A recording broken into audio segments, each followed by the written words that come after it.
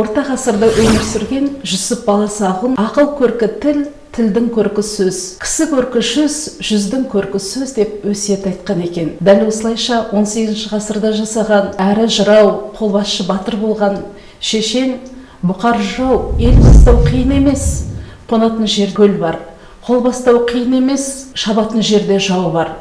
Шаршы топта сөз бастаудан қиынды көрмедім деген екен. Ал ұлы Абай болса, ақылмен ойлап білген сөз бойыңда жұқпай сырғанар. Ынталы жүрек сезген сөз бар тамырды қуалар дейді. Демек, жаңағы орайына қарай ойлап сөйлеу, қиыннан қиыстыру, табан астында тауып айту, дана көйлек, ақыл көйлек, шешендіктің белгісі ретінде орайына қарай ойлап сөйлеу, табан астында тауып айту, қиыннан қиыстыру, бұл дана көйлектің, ақыл көйлектің, биік парасаттылықтың, яғни шешендіктің белгісі. Олай болса, бүгінгі сабағымызда шешендік өнердің берер ұлағаты жайында сөз етпекпіз. Шешендік өнер көнеден бастау алған, қазақпен, халықпен бірге жасап келе жатқан өнер түрі. Шешендік өнерге ерте заманнан аса мән берген.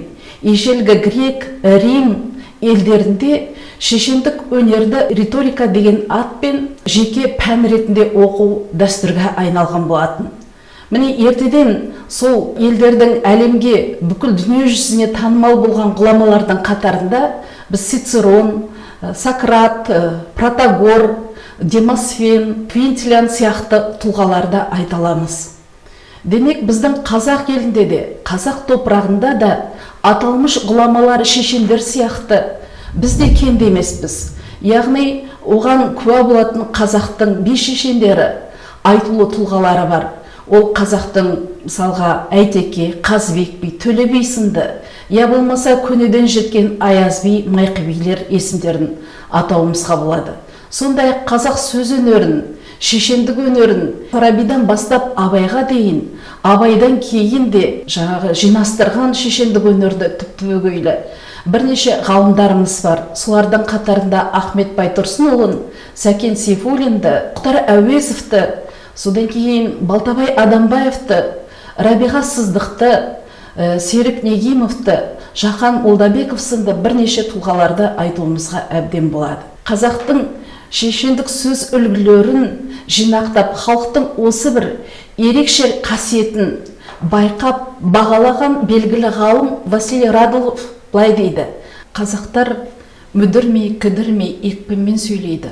Ауызекі сөйлегеннің өзінен ақ сөйлеген сөзінде ерекше бір ұйқаспен, ырғақпен келетіндігі соншалық бейне бір өлең іспетті дейді. Қазақ халқының шешендік сөз өнерінің тарихына келетін болсақ, 12 ғасыр мен 13 ғасырдың аралығындағы Майқы би мен Аяз билерден басталып, 14-15 ғасырдағы Асан Қайғы жирен шешендермен жалғасып, қазақтың ел қорғасқан билерімен бүгінгі жеткен. Халық аузында түгел сөздің түбір түбатасы Майқы би деп жайдан жай айтылмаса керек. Аяз би ертегісімен бірге Аяз би әліңді біл, құмырсқа жолыңды біл деген сөздің сыралғысы да бізге жеткен.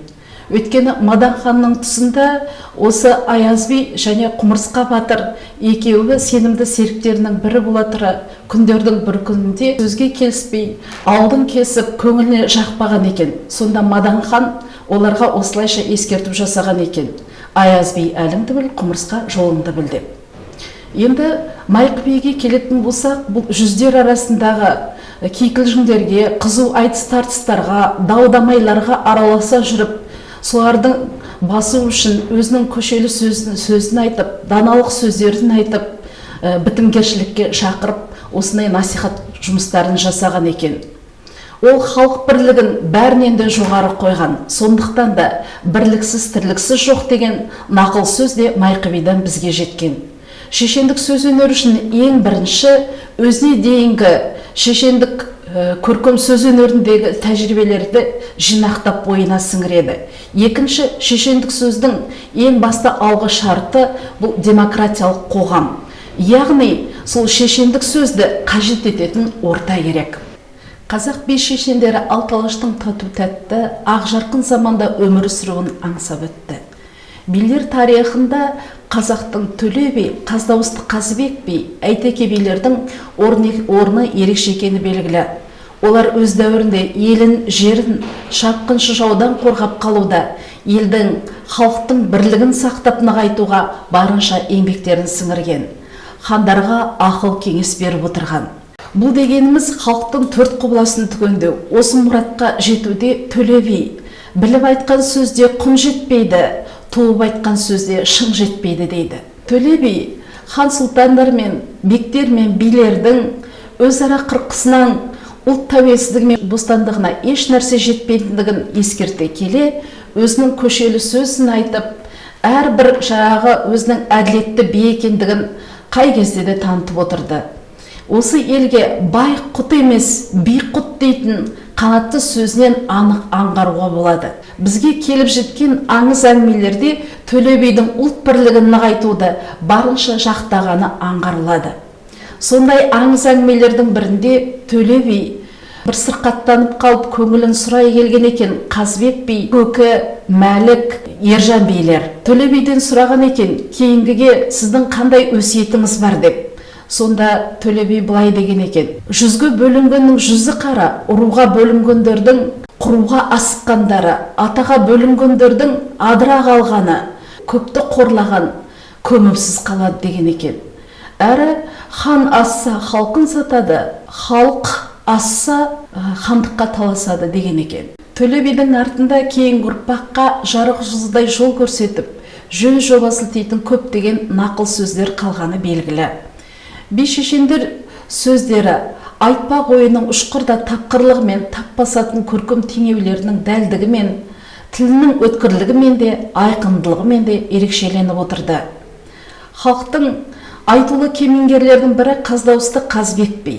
Ол шешендігімен тарихта есімі алтын әріппен қалған айтулы тұлға. Ол әйгілі Абылай хан, Бұқар жырау, Төле би, Әйтеке билермен қатар өмір сүрген.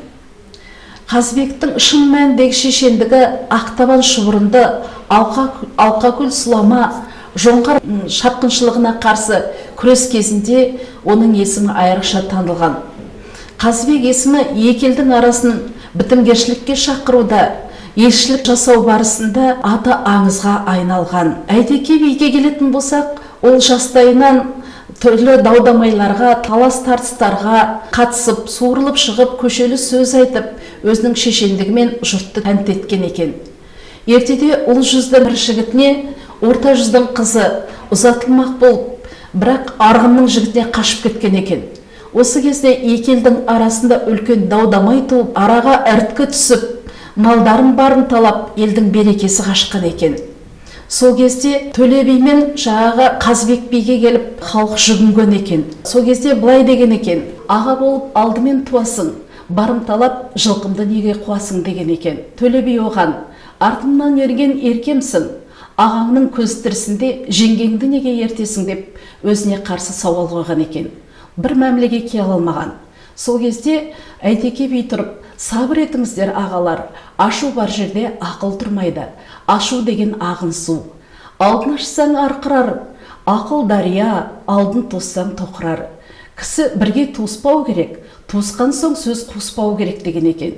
Сөз қуған бәлеге жолғады, жол қуған олжаға жолығады деген екен. Жалпы шешендік сөздің берер ұлағатына келетін болсақ, айтып тауысқысыз сөз бітпейді бұнымен. Дегенмен де Асан Қайғының өзі де айтады: таза мінсіз асыл тас су түбінде жатады. Таза мінсіз асыл сөз ой түбінде жатады. Су түбінде жатқан тас жер толқытса шығады. Ой түбінде жатқан сөз шер толқытса шығады. Қазақтың қай шешені болмасын, қай билері болмасын, елдің дау-дамайын шешуде, ел мен елді бітістіруде, елдің берекесін нығайтуда өшпес мұра қалдырып, бар зор үлестерін қосты деуге болады. Мысалға, Әйтеке жарып айтады, Төле би тауып айтады, Қазыбек би қазып айтады деген қазақтың арасында осындай сөз тұжырымы қалған.